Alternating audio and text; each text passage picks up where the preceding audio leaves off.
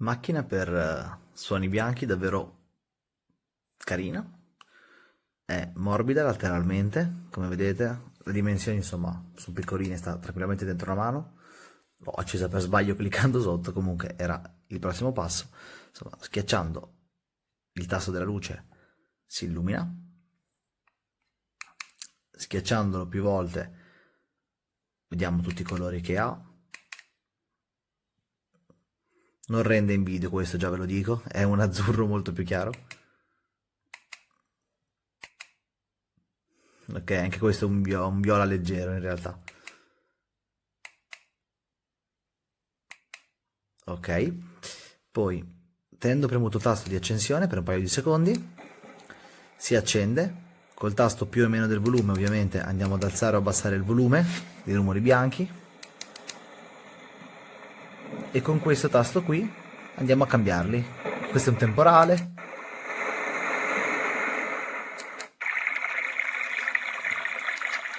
acqua che scorre,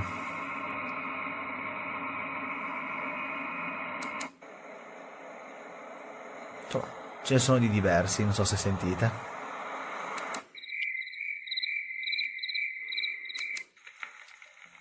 In contemporanea ovviamente anche con la luce. La luce poi si può modificare anche con questo tasto, praticamente andiamo ad attivare il fatto che passi tra una e l'altra in automatico ogni tot tempo. Poi con questo tasto invece dell'orologio andiamo a impostare un timer di spegnimento automatico 10, 30, 60, 90, oppure così è sempre acceso. E basta, in realtà il prodotto poi è questo, cioè alla fine questo deve fare.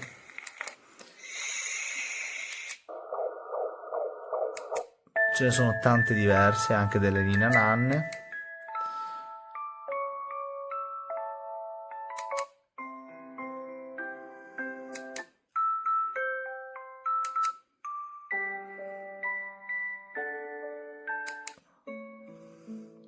Insomma, vi faccio sentire molto brevemente alcune, però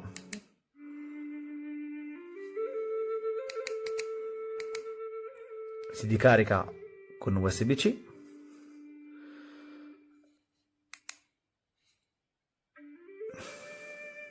E basta, questo è il prodotto.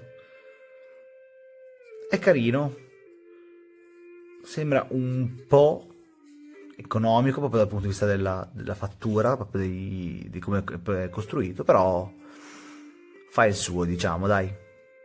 Tengo premuto e lo vado a spegnere.